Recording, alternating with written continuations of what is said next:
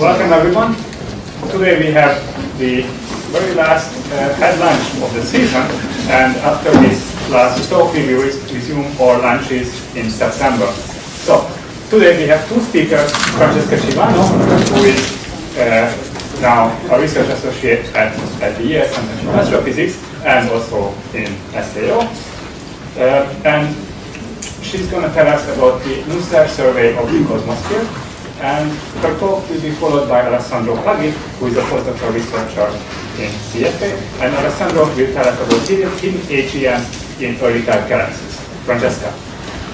Thank you for the introduction. And it's my pleasure to present this work on the NuSTAR survey of the cosmos field. This work has been going on for the past, I would say, 2.5, 3 years.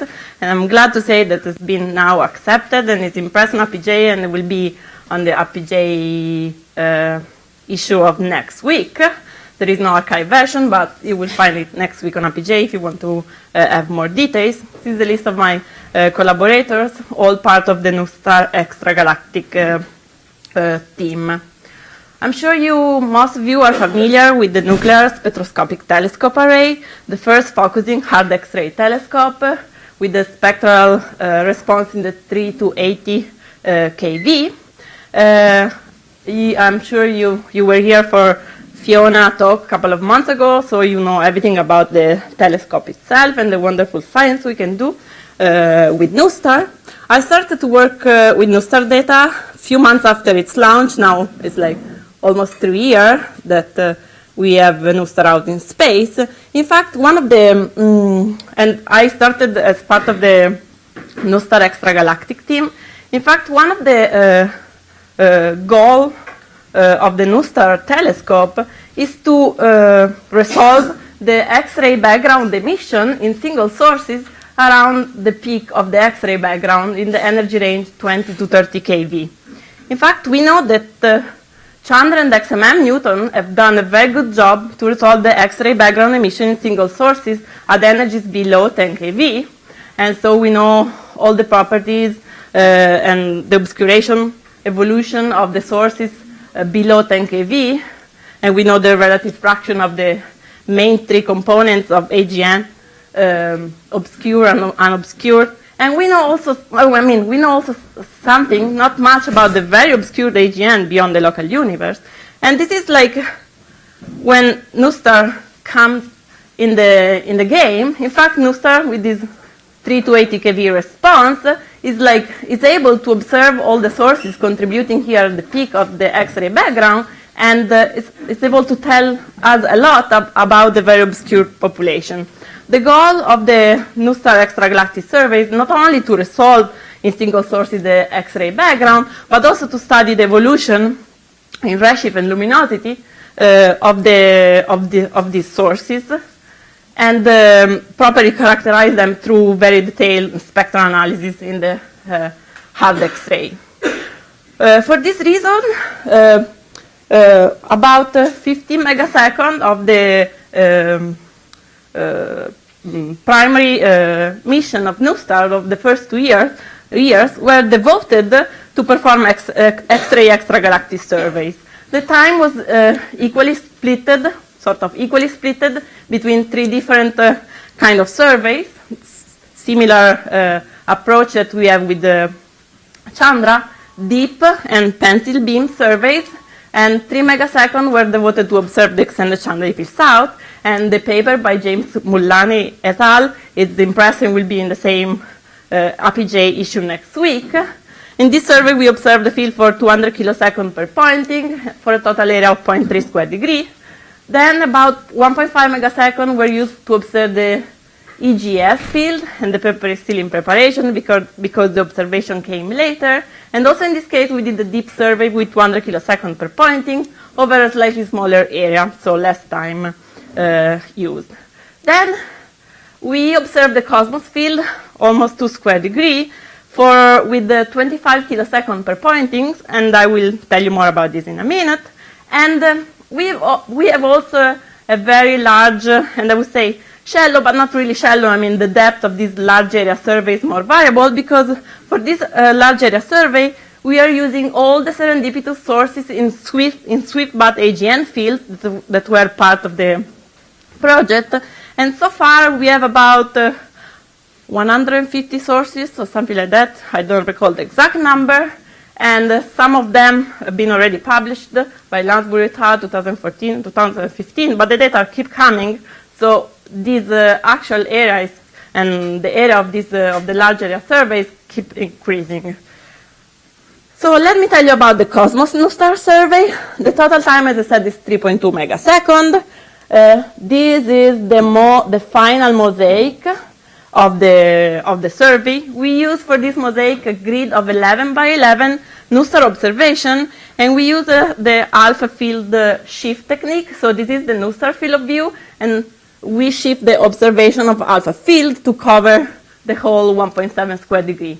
So we have a total of 121 pointings. The exposure time ranges about between 20 to 30 kiloseconds per observation. So what does it mean? That each sky point in the outer region, in this outer frame, have been observed in 2 observations. And so the exposure is somehow, and I have a plot, is the exposure for the outer region is around, this is of course vignetting corrected exposure is of the order of like half the actual exposure time is 20-30 kiloseconds, and the inner area has been observed in 4 different observations, so the total exposure is double of it. And this is area versus exposure. And as you recall, NuSTAR has 2 detectors on the focal plane, FPMA and FPMB, and these are the curves in 3 bands of exposure versus area. And as you can see, the 2 detectors behave in a very similar way. And after a lot of analysis that we have done with our simulation, I will show you in a minute, we decided that we could actually sum the data from the 2 detectors. So in the end, we have like the total exposure is in the end doubled, and so we are reaching exposure above 100 kiloseconds. So we actually observed the field for 6.4 megaseconds total. The data have been taken over 2 observing periods, 2013-2014, and this is why it took a very long time. And some of you probably saw like my presentation like halfway through the project when we had only about 1 square degree. And most of the field has the Chandra coverage. Most of the NuSTAR field has Chandra coverage, but these little corners here where we anyway have XMM Newton data. And also we have HST data on most of the NuSTAR field, so we can study the morphology of the sources, and we have very good optical counterparts. This is the 5 colors image of the field. On the background, you see mainly Chandra sources, and in colors, and the blue one are those objects that are NuSTAR detected. So here are a couple of examples, the Chandra source at the center, and another several examples. So you see we have very, very good detections. But let me tell you a little bit about the analysis. Let me tell you first that NuSTAR is not Chandra nor XMM, while the data reduction is very well supported by the NuSTAR DAS, that is the software for the analysis of the data that has been developed by my Italian friends in Rome at ASI, and is a very good software and works really well. The data analysis has been a little bit more challenging. In fact, most of us working on the Cosmos field and on the Chandra field south were all like Chandra or XMM people being used to work on this good data, very low background for a long time, and then we faced this new data, and we were not used to the high data with high background. In fact, NuSTAR background is complicated and has a lot of different components. This is the NuSTAR background from 3 to 80 keV, and as you see, there are a lot of different components contributing to the total background, and there are like very prominent instrumental feature between 20 to 30 keV.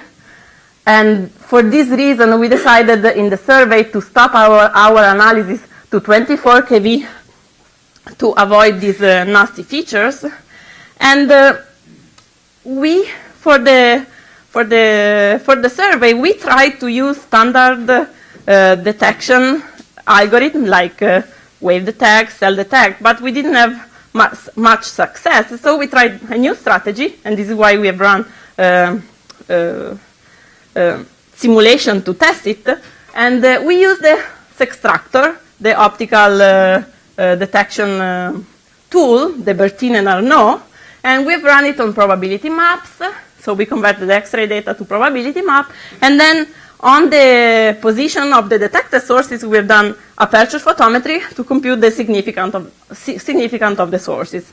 And given that this was all new things, we decided to run extensive simulation to assess the significance of the sources and the completeness and the reliability of the sample, and also to derive the survey sensitivity.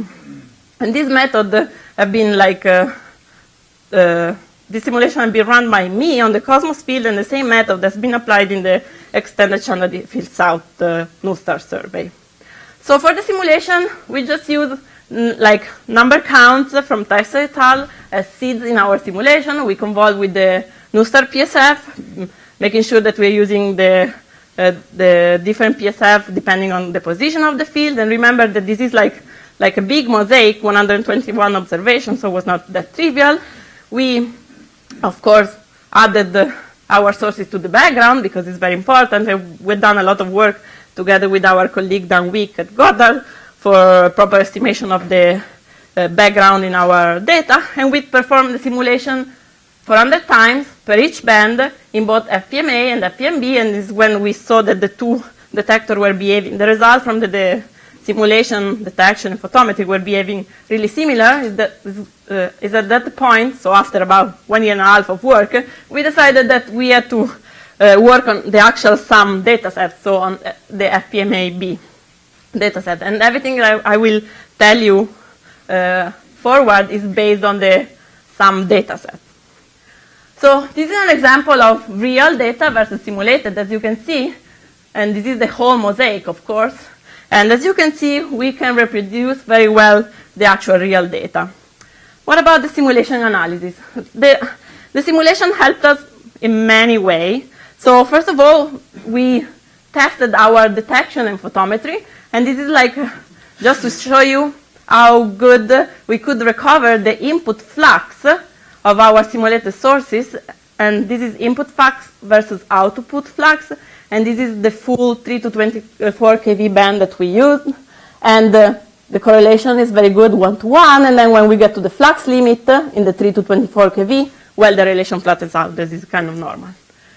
With the analysis of the simulation, we were able also to determine the positional error, because it was a big, oh my God, how do we determine the positional error in NuSTAR? Nobody knew. And so by looking at the separation between the input and output of the sources in the simulation, we could estimate that the positional error is very constant, 7 arcsecond, and this is the same also for the channel field south, and it's constant with flux. So it's the same for bright sources, and this is concentrate on the red dashed histogram, and for faint sources, the green dashed histogram.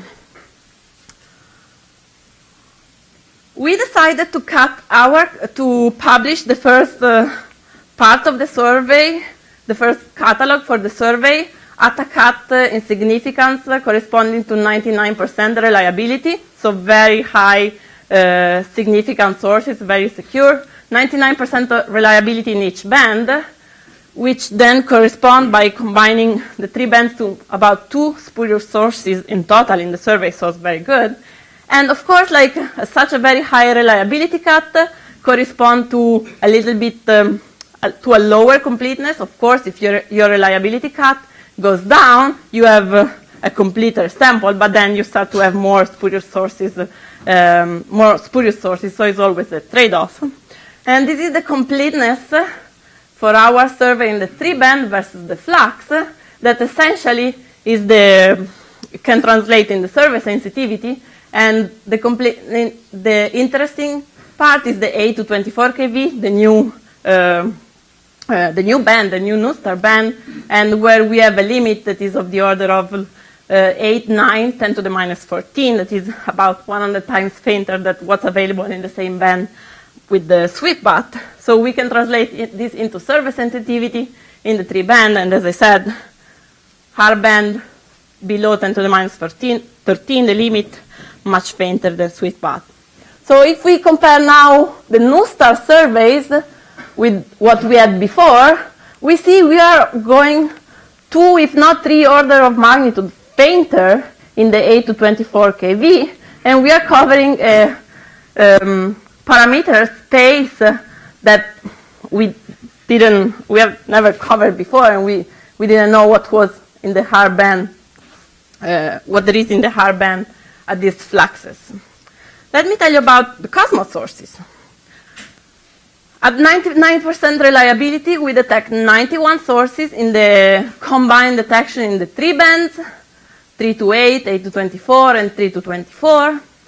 32 sources are detected in the 8 to 24 kV, so in the hardest band.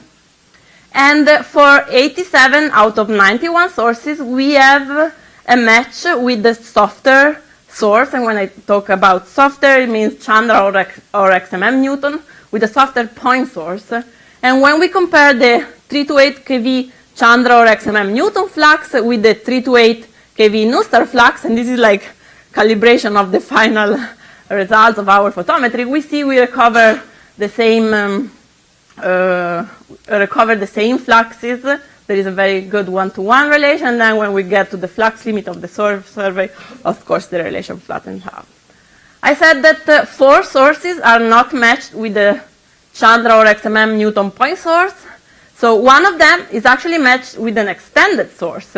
So we have this cluster, big cluster, a low redshift, that is also detected by NuSTAR, and we don't have any point source in Chandra or XMM, and we recover the same flux in NuSTAR, so we think that the NuSTAR emission is mainly from the hot gas of the cluster, and we can detect it up to 20 kV. So it's really interesting, and my friend Dan Wick is working on it for a single publication. And then there are 3 sources with no Chandra or XMM counterpart, not extended, not point-like. So either we can have the case of variability between different data sets, or maybe these are very obscure sources that we are just detecting NuSTAR and were not detected at lower energies. Keep in mind that, as I said before, we are expecting 2 spurious sources, so might well be that one or 2 of them are actually spurious sources. Of course, given that these are Chandra and XMM Newtons, the 87 sources that are Chandra, for the 87 sources that are Chandra or XMM Newton, we have, of course, very good multi-wavelength data for all of them, and we have also spectroscopic redshift for all of them but one, where we have a photometric redshift. And you would be surprised to know that 50% of them are broadline AGN, and exactly 50% are narrowline AGN from the optical spectra. And of course, the broadline AGN, the type 1, we can detect it up to higher redshift. In fact, the mean redshift is about 1. And the obscure sources have typically lower luminosities.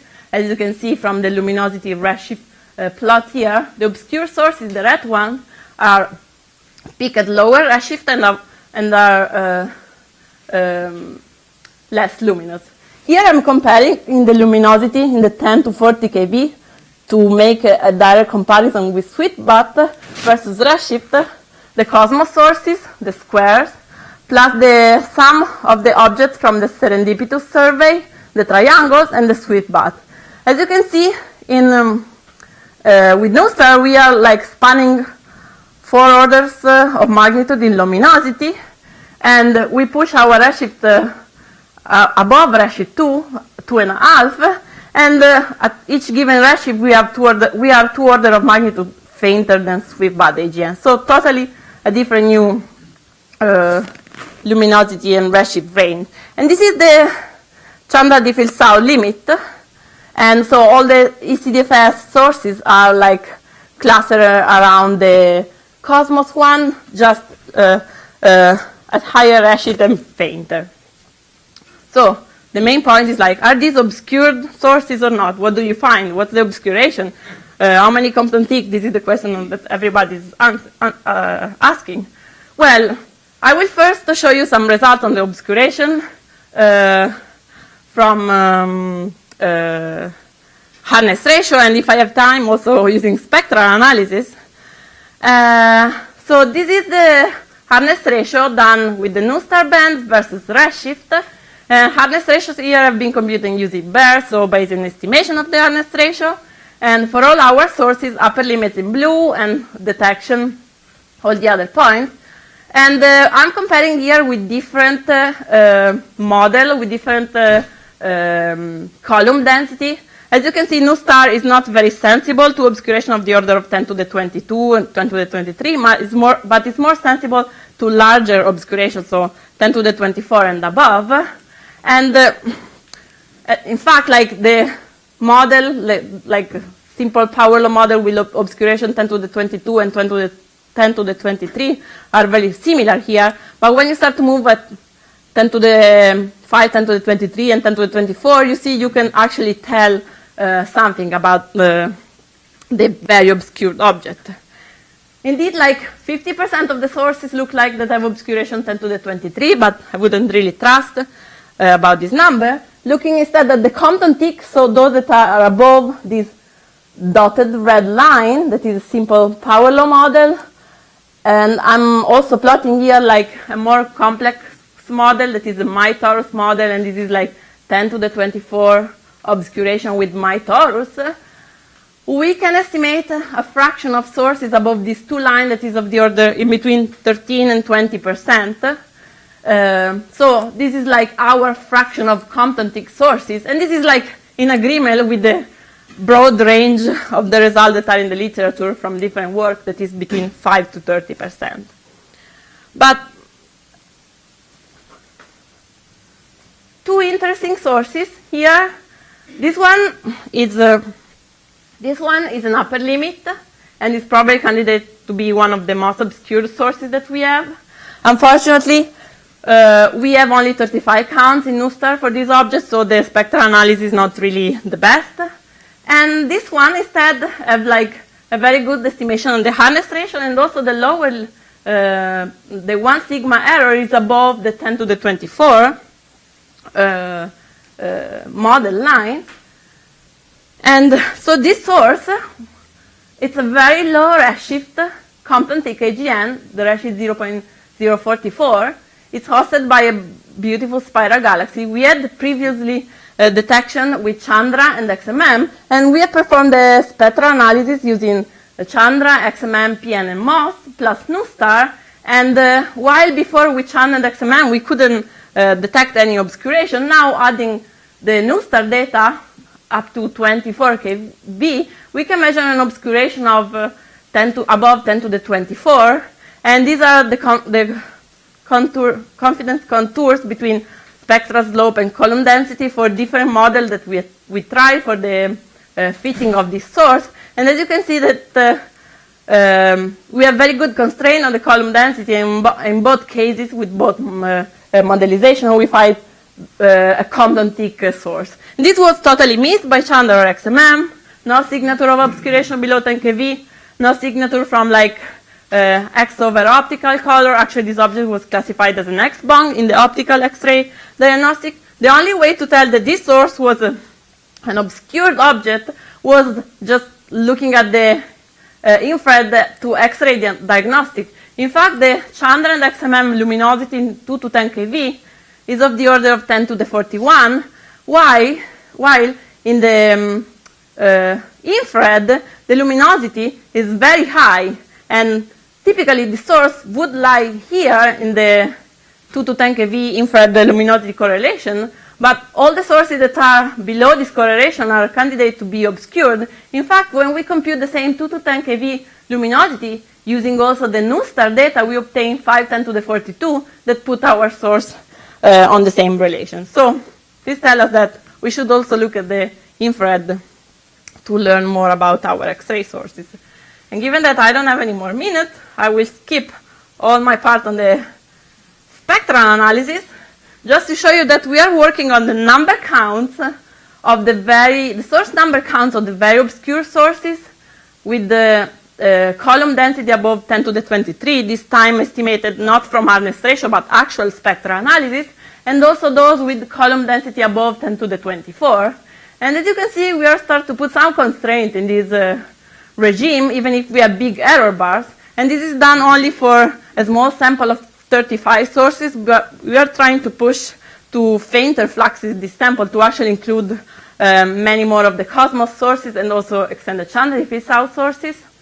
And for what regards the Compton-Tick AGN, the one that I showed you is the only Compton-Tick AGN we have detected in the NuSTAR extra galactic sources, so we have only one. And when we estimate the number counts, if we put our estimation at the flux limit of our survey, we see that there is a lack of Compton-Tick sources when comparing our data with the model.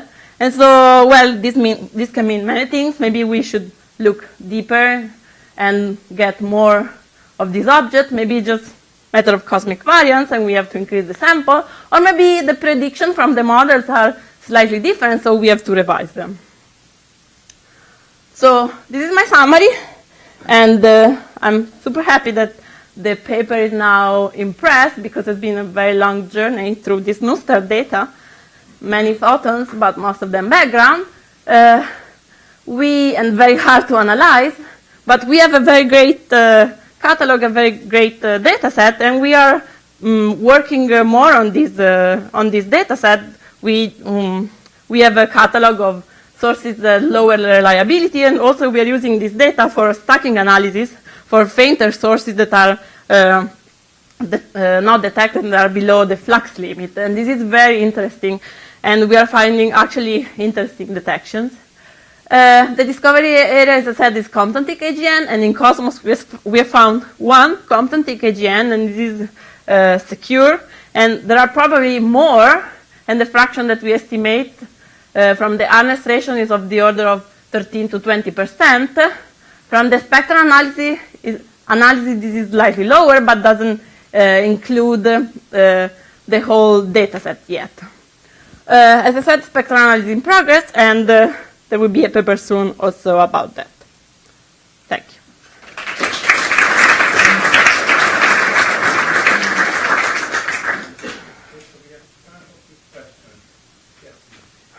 On the picture of the AGN at redshift 0.04, which is your Compton-Tick object, it seems that your interpretation is that for it to be Compton-Tick, we must be seeing the system equator on.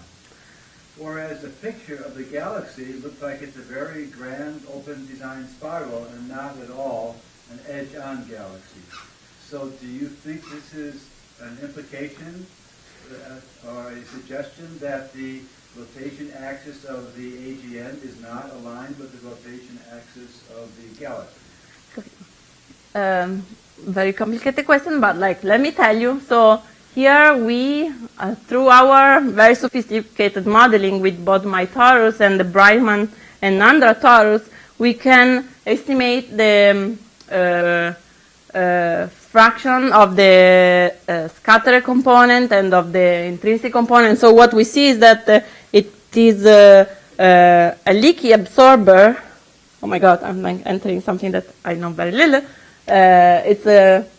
It's a leaky absorber, and I don't know the details, but I can tell you more about the details about this source. I mean, the point is that the source is fully obscured, and what we observe as soft energy is only the scatter component. And this is why that has a slope of about gamma 2, and this is why we couldn't see it using Chandra or XMM. What's the grayscale of that little piece in there? Is that optical photons? Or yes, this is a Hubble image, and it's about 10 arc so seconds. Shouldn't you be able to measure the inclination, assuming that it's circular? From the optical? Yes. I mean, it looks to me a kind of face-on galaxy. And yeah, that's what I'm trying to say. I forgot the inclination that we get from the X-ray. But So you see the contradiction. It's an edge-on high-Compton source, but a face-on galaxy. yes.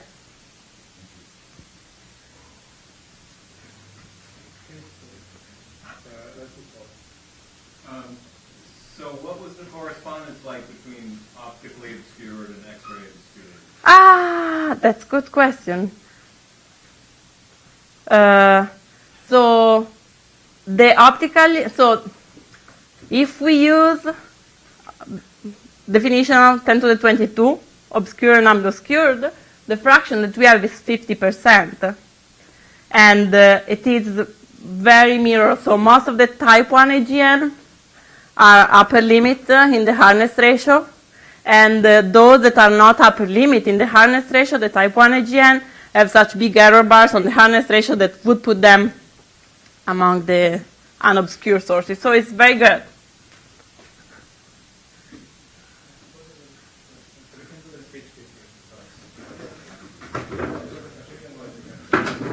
You mentioned the faint source counts, and I was just wondering if you had an opinion of what you would like to see as the, if you were to extend the counts to fainter levels, what would you like NuSTAR to do? Would it be more coverage in this field, or? So actually I had the slide. So what we are doing next, actually, with in the next 2 years of the mission, we are actually performing another deep survey on the Chandra Field North, and this was a big debate because, like, when you go deep, as we went in the Chandra Field South, you start to be confused. So source confusion, and we have done a lot of work in trying to resolve the emission of the sources. So as a trade-off, we are doing a deep survey on the Chandra Field North to push the faint limit, but also we are doing a medium survey like Cosmos, not as big, more like a square degree on the Subaru deep field, where Gunther Hasinger and many of us got a Chandra X-ray vision project, so we will have, like, again, both data set to work with. Okay.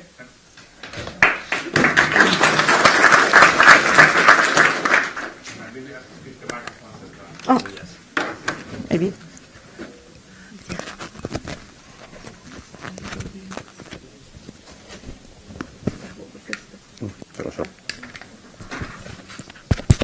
Okay.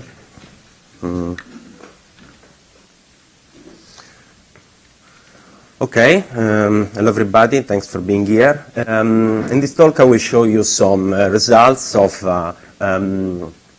an analysis that me and my collaborator listed here recently submitted to APJ, and this analysis is about looking in the Chandra Cosmos survey data, looking for hidden AGNs in early type galaxies.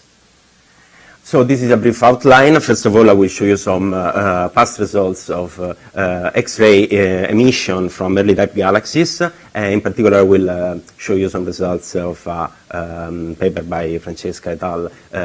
On early type galaxies in the Chandra Cosmos survey. Then I will show you some details of the stacking analysis that we perform on the Chandra Cosmos data. And I will present you the two main results of this analysis, that are the presence of a population of X-ray overluminous early type galaxies with respect to their optical luminosity when compared to what we observe in the local universe, and also some evidence of the presence of Compton-thick AGNs in this sample, and I will present to you some conclusions.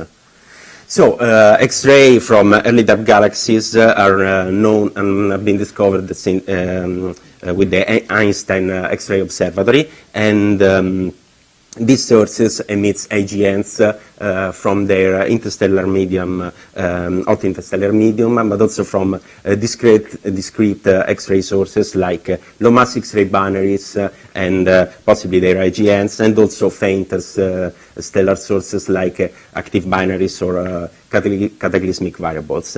However, with the special resolution of the order of the arc minute of Einstein, it was not possible. Yes, yes, but yes, yes. The IPC, with the IPC, it was of the order of the arc minute. with that instrument, it was not possible to disentangle the diffuse emission from the discrete sources. However, with the Chandra detector, it is possible to do it, as shown in this comparison of M87. In this way, it is possible to evaluate the emission from the hot gas halo from these sources and separate it from the discrete X-ray sources. And these studies are of particular interest because if the gaseous halo is in hydrostatic equilibrium, it will provide a unique way for measuring the total gravitational mass that in these sources. So briefly, this is an analysis of Boson et al. In 2011, and the authors selected a sample of 30 nearby elliptic galaxies and separated, as shown in this picture, the various contributors to the total X-ray emission, and so we're able to evaluate the X-ray luminosity of the gas, finding also a relation between the X-ray gas luminosity and the gas temperature in the form of a power law with a slope of 4.5. In a subsequent analysis, Kim and Fabiano in 2013 found a tight relation between the gas X-ray luminosity of a sample of 14 L-type galaxies with total mass evaluated from globular cluster and planetary nebulae measurement within 5 effective radii. As I was saying, the authors found a tight relation within the X-ray gas luminosity and the total mass in the form of a power law with a slope of 3, particularly tight for more luminous sources. Together with the previous relation linking the gas X-ray luminosity and the gas temperature, this suggests that the hot gas is virialized in these sources. Another interesting relation is the one linking the gas X-ray luminosity and the optical luminosity, because this links the stellar mass of these sources as probed by the optical luminosity to the amount of hot gas that these sources can retain as probed by the X-ray luminosity of the gas. And this relation was found to have this form with a slope of 4.5. In last year, Francesca and co-authors presented this analysis of early-type galaxies in Chandra Cosmos survey. The region here highlighted as the local strip is the one that is the locus that is occupied in the X-ray versus K-band luminosity plane by the local sample, or the sample in the local universe, while in black are presented is presented a sample of 69 X-ray detected early-type galaxies, where the luminosity presented here is the X-ray luminosity where the some contribution from low-mass X-ray binaries have been subtracted. The main results of this analysis were the presence of a population of high luminosity X-ray, high luminosity early-type galaxies with luminosities higher than 10 to the 42. Probably this luminosity has been interpreted as the mixed result of AGN contribution and the presence in this sample of CD early-type galaxies. And there is also a population of early-type galaxies that show an X-ray excess luminosity in this part of the plane. an excess luminosity with respect to their optical luminosity when compared to what we observe in the local universe. So the idea of our next step was to perform a stacking analysis of the Chandra Cosmos data in order to reach fainter fluxes and investigate the stance of the non-detected X-ray sources in this kind of relation. So the sample that we selected is composed by all cosmos sources that are classified as early type galaxies. In addition, we required this source to have a reliable photometric redshift and ultravista photometry both in J and K band in order to evaluate the rest frame K band luminosity. And also we required, of course, all these sources to be to lie in the region covered by the C-cosmos area, excluding, of course, the X-ray detected sources. And this results in a sample of more than 6,000 sources. Okay, briefly, these are the main features of the stacking procedure that we performed. We made use of all the 49 C-cosmos observations, excluding data nearby detected X-ray sources, where the extraction radius that we used is the a convolution of the source semi-major axis as reported in the HST ACS catalog and the Chandra PSF radius at the source of axis angle. Then we extracted the background in an annulus with the inner and outer radii equal to 2 times and 4 times the extraction radius. And since the background estimation is one of the biggest source of uncertainties for this kind of analysis, we compare 3 different background estimation methods. The first one was to simply evaluate take into account all the contribution of the external, of the background external annulus to the total source counts. Then we applied the sigma clipping procedure, clipping all the pixels that inside the 4 extraction radius, external annulus radius to the average when they were exceeding more than 3 sigma the average values. And in this way, we were suppressing background noise, but also removing signal from the source.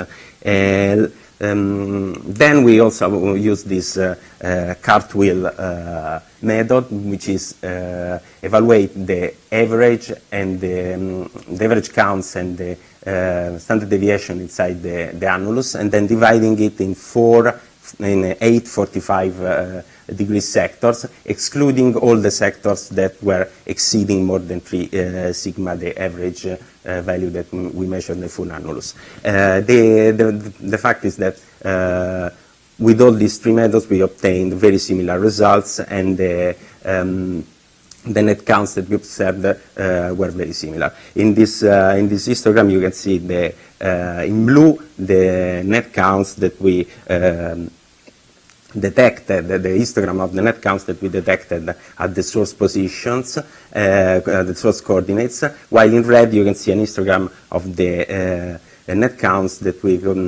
collected in random position of the skies away from the sources. This histogram has an approximately Gaussian shape, while the net counts collected at the source position show, as expected, an excess signal in the positive net counts region. And those are just some examples of stacked images at different signal to noise, K-band luminosity, and redshifts. Then we evaluated the contribution to our net count rates coming from the stellar population, like low mass X-ray binaries and the ULXs. For the low mass X-ray binaries, we used the relation from Fragos et al. 2013 to evaluate the average contribution of low-mass X-ray binaries to our bins, and so we subtracted this contribution and we use this low-mass X-ray binary subtracted luminosity as an indication of the luminosity that should comprise both the emission from the diffuse halo and the possible from AGNs harbored in these sources. And then we evaluated the contribution from ultraluminous X-ray sources from their relation, the relation between their luminosity and the galaxy star formation rate, but we found this contribution to be subdominant and more than 1 order of magnitude smaller even for our faintest beam. So this is those are the main results of this analysis. We divided our sample in 4 logarithmic bins of K-band luminosity, and we sorted the sources in increasing redshift in each bin. Then we started stacking them until we reached a minimum signal-to-noise threshold of 3.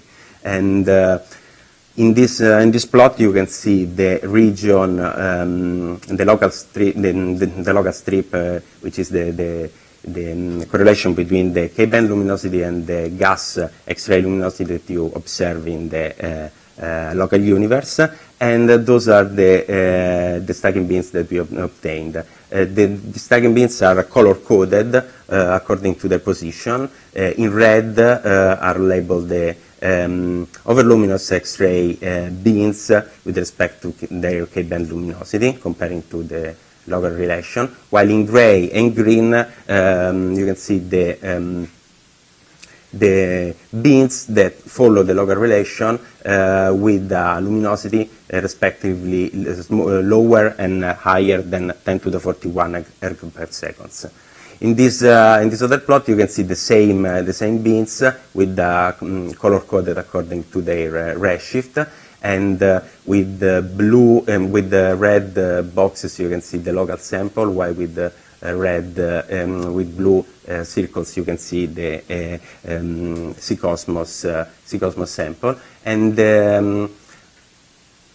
I added a vertical, in this plot I added a vertical green line to the uncertainties to reflect the uncertainty on the luminosity coming from the spread of the redshift in each bin, and also indicate the hardness ratio, the average hardness ratio of these bins, indicated with this line whose slope is proportional to the hardness ratio. So positive slopes are positive hardness ratio and vice versa. So you can see that for these overluminous bins, we find positive hardness ratios. While the same is true for these very luminous bins appear that follow the local relation, while for the other bins following the local relation, the situation is not so clear. In this other plot, you can see the hardness ratio of the bins as plotted against the redshift, and as you can see, the idea here is to discriminate between the positive hardness ratio and the negative hardness ratio of the sources in order to find which bins have their luminosity contributed by a nuclear source, possibly a low luminosity AGN. So here what we did was to compare the observed hardness ratio with models. On the left picture, you can see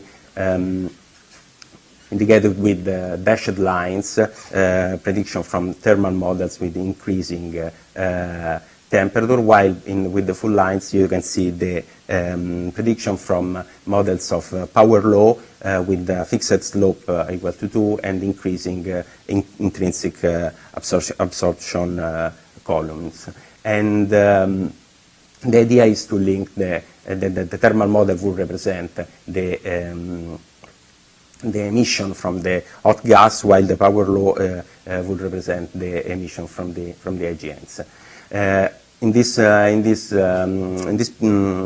In this figure here, the lines represent models that are a combination of a power law model with a fixed slope of 2 and a thermal model with temperature of 1 kV, where and also the absorption column for the power law is 10 to the 23 centimeter to the minus 2, and the different lines are models with the contribution of the power law component to the total observed X-ray luminosity, increasing from a few percent to 100%. So what we see here is that the red beams that are the overluminous beams require power law models with absorption column of the order of 1022 or even higher, and while the beams following the local relation are more a mixed bag, it's not possible to discriminate very well due to the uncertainty on the hardness ratio. However, we can see that the less luminous beams following the local relation extend to lower luminosities, to lower hardness ratios that are compatible either with pure thermal models or with contribution of the power law component ranging from 60% to 50%. While the green points that are the more luminous beams, in particular these three and these three here, require a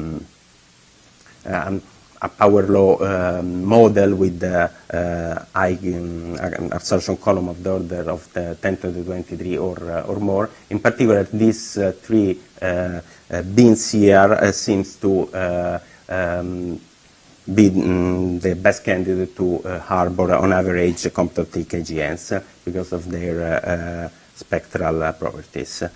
In order to, in these two plots, in the left axis, I show the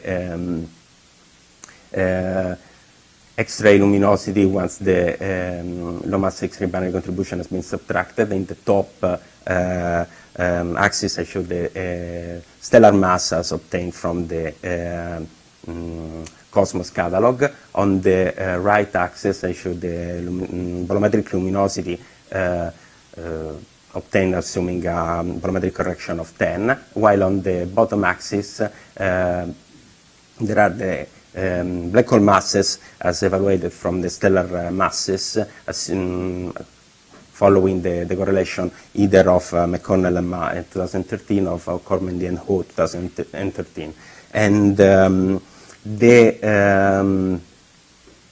the diagonal lines represent lines of constant Eddington ratios ranging from 10 to the minus 2 to 10 to the minus 6. And so looking at the overluminous beams, we see that they range from more or less 10 to the minus 3 to the 10 to the minus 6 Eddington ratios, and this would indicate, if we assume that the whole X-ray luminosity that we observe is due to AGN, then this will imply for them to be powered by radiatively inefficient accretion flows. For the most luminous beams that follow the local relation, instead, we would, if they really harbor comptotic AGNs, their intrinsic luminosity would be much higher than we observe, at least 2 orders of magnitude higher, indicating that they would be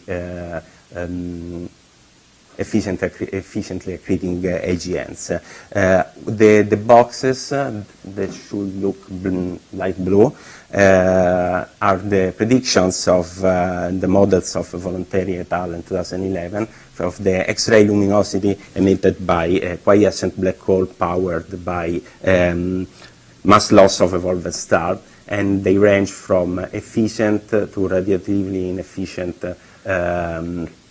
accretion flows. And so we can see that considering that this beam here is an upper limit where we consider the spread of the redshift in the beam, we can see that this overluminous beams can be interpreted in terms of this kind of accretion, while for the more luminous beams, they seem to exceed even the efficient accretion for this kind of fueling. So, those are the conclusions.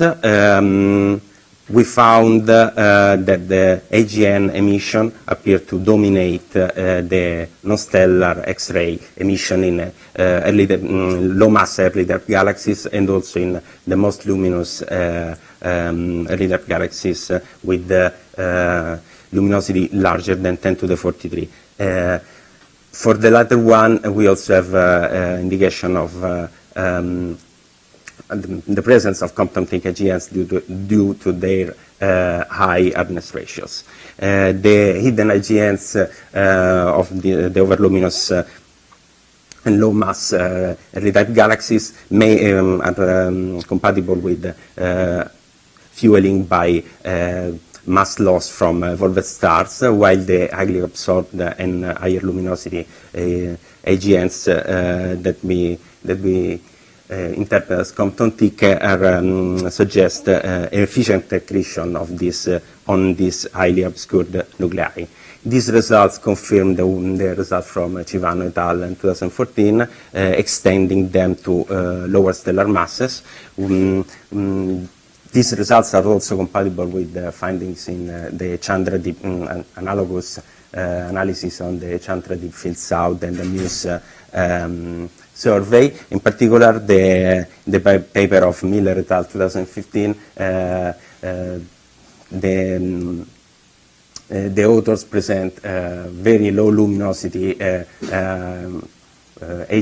sources that that reach luminosity small that are even an order of magnitude fainter than our faintest beam, and so the authors interpret this as AGNs that can be powered by inefficient advection-dominated accretion flows, while for our sources, the accretion model presented by Voluntari et al. Seems to adequate describe the observed X-ray luminosities.